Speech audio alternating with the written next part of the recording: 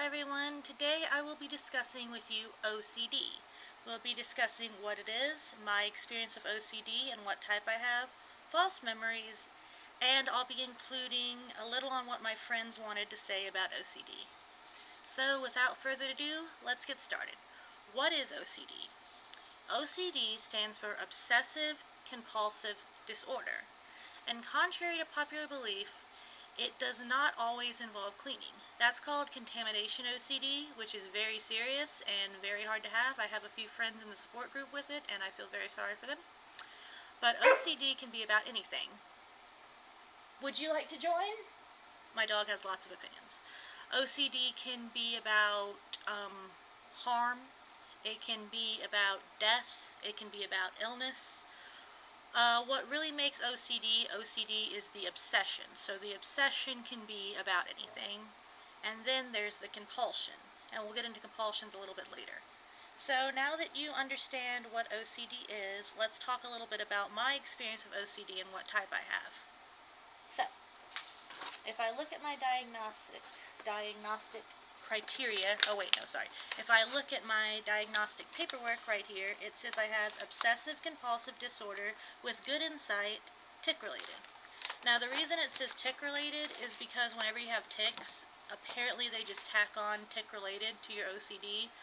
Don't ask me why, I have no idea. I asked my psychologist why does it say tick related, and that's what she told me, so I was just like, cool, even though I don't really understand. Alright, now for the hard part. So, I have harm OCD, which means I have intrusive thoughts about harming the people I love, the people including my pets. My dog is with me right now because he's a person. Yes, he is. And yeah, it's basically just the people I love or random strangers on the street, elderly people, children, it can be anybody. Harm OCD is pretty hard to struggle with. It has affected my life in really negative ways. There also have been some positives to it as far as lessons I've learned. But let's get into intrusive thoughts a little bit more. So, intrusive thoughts are thoughts that go against your morals and your values, and they don't really reflect who you are. Everyone has intrusive thoughts, but people with OCD tend to obsess over our intrusive thoughts to our detriment. So, obsession. And then the compulsion can be seeking reassurance and seeking certainty, which is terrible for you if you have OCD. Now, other people might be like, well, don't you want to be certain about things? Not the OCD brain. And seeking reassurance, it's okay sometimes. Not for the OCD brain. It's a little different for us. So while if you have contamination OCD, your compulsion might be cleaning and your seeking reassurance might be looking for certainty and, okay, I definitely cleaned this well enough. I definitely cleaned this well. I'm not sure I need to clean it again. You just keep going. For harm OCD, I'll give you an example of one of my intrusive thoughts. It's, you hit your husband. I have never hit my husband. That's also an example of false memory, which we will get into later as well. So, I never hit my husband, but if I am having that intrusive thought, I can go down two paths. I can either seek reassurance and go to my husband and be like, baby, have I ever hit you? And he will say no. Should be the end of it, right? Not with the OCD brain. I'll say, are you sure? And he'll say, yes. I'll say, are you just saying that to make me feel better? And he'll say, no. And I'll say, if you're scared of me, blah, blah, blah, blah, blah, blah, blah. It just continues and continues and continues. That's what happens if I seek certainty and reassurance. Now, what happens if I use my coping mechanisms? So I have this thought, I hit my husband, which is also an example of a false memory. And this is going to sound ridiculous, but it really works for OCD. I say, okay, maybe I hit him, maybe I didn't. I need to move on. And that's what I do. A lot of people with OCD do the same thing. They say, maybe it happened, maybe it didn't, and they move on. Then after that, sorry, my friend wants me to talk about ADHD next. Then after that, probably like an hour or a day later, you're just chilling, and your brain calms down, and you remember it didn't happen. So by remember, like you do actually remember, but you're not searching for that memory. It just comes to you. And then you relax. Unless you start to replay that memory over and over again and doubt it. I do not do that. I've gotten very good at saying maybe, maybe not, then moving along with my day. So that's an example of harm OCD. Let's talk about false memories. Since that was also an example of false memories. So I'm going to read off to you what false memories are. I got this from NOCD. I'll be including a link below to the website NOCD. Best place to get treatment if you have OCD. I have a therapist from NOCD. She is the sweetest, and she really helps me, and my OCD has gone down a whole lot thanks to her. So, a false memory or uncertainty about a real event in your life. A false memory or uncertainty about how real events in your life happened. Okay, so real event OCD. Oh boy, the big one. A lot of my friends suffer from it, and let me tell you, it is a pain in the ass. So, real event OCD, and I do mean those quotation marks, is like, say, I was play fighting with my husband, or he made a joke, and I go, ah, you're so funny. Okay, that's the real event, that's what happened. I went, haha, you're so funny, and I patted him on the shoulder. Now we're talking about that, did I hit my husband? My OCD brain will turn it into, I slapped the hell out of him, smack! I threw him on the ground!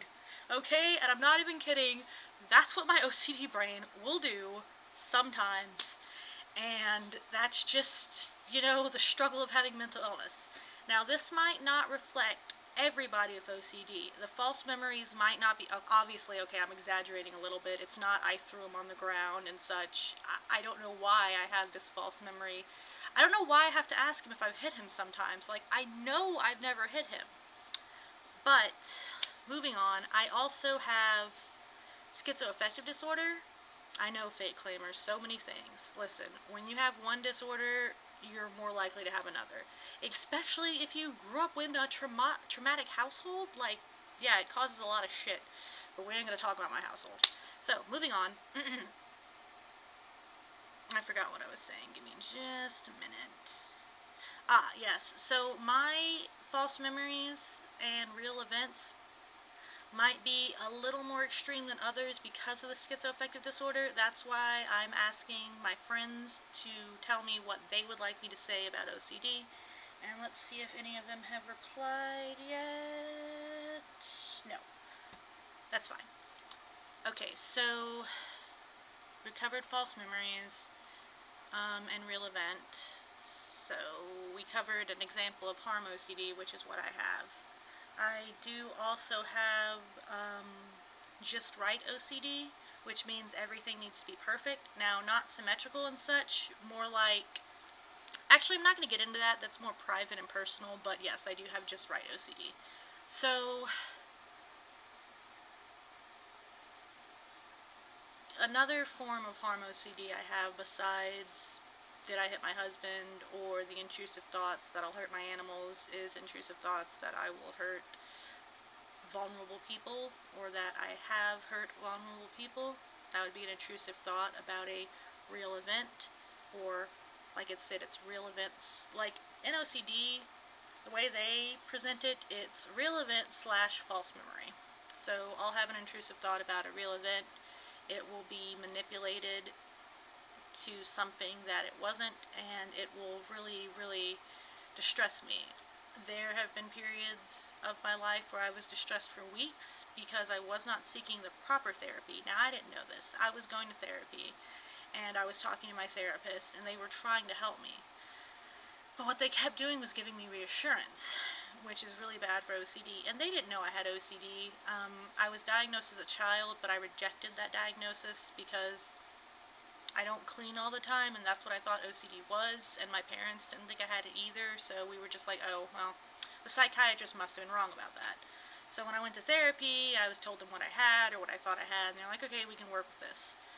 So basically, the worst my OCD ever got is I had to go through all the messages I ever sent to certain friends to make sure I didn't say anything horrific, or horrible, or immoral, or wrong. And I did. I presented those messages to my therapist. My therapist said, you are tripping balls. Those were her exact words. No, she said, you're tripping. You have nothing to worry about. You need to calm down. Alright, so that was me seeking reassurance. That was me getting certainty, which is never permanent. So I then deleted all those messages.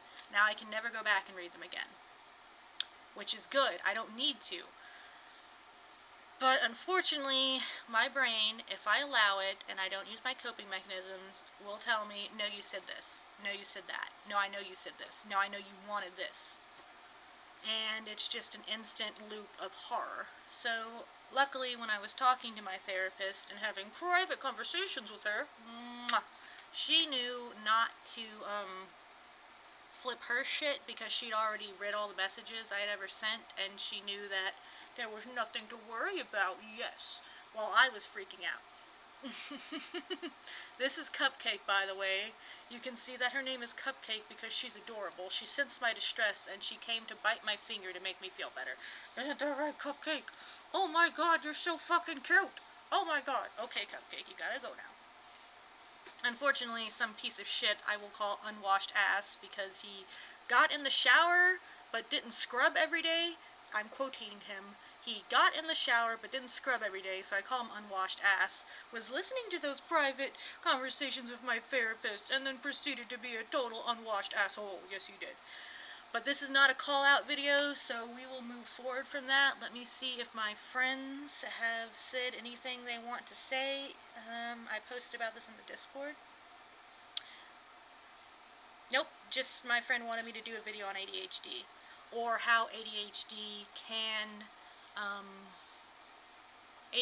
and OCD, how they are related, and how it's a pain in the ass to have both. So, I have no fucking clue. I'll have to get an article about that. And I will do a video on that. I will do a video on how OCD and ADHD kind of are best friends. Because my schizoaffective disorder and my OCD are best friends. They love to fuck with me. But thankfully, thanks to NOCD and my amazing therapist and my coping strategies and my amazing husband and my animals, I've been doing a lot better. There's less avoidance. There's less reassurance seeking. And by less avoidance, some people with harm OCD, let's say I get an intrusive thought about hitting my dog really hard. So if they got that intrusive thought, maybe before they seek treatment, what they would do is avoid their dog altogether because they got that intrusive thought and they never want to hurt their dog. They don't want to do anything bad to their dog, so they're going to avoid their dog. Well, me, if I get an intrusive thought like that, thanks to my coping mechanisms, I know that it's okay to pet and love on my dog because it was just a thought, just a thought, just a thought, and it doesn't matter. I'm not going to say I'll never hurt my dog because that would be giving myself reassurance and certainty, but deep down you know the truth, and so do I. Well, anyways, guys, it's been lovely meeting with you again. I hope this helped you understand OCD a little bit better.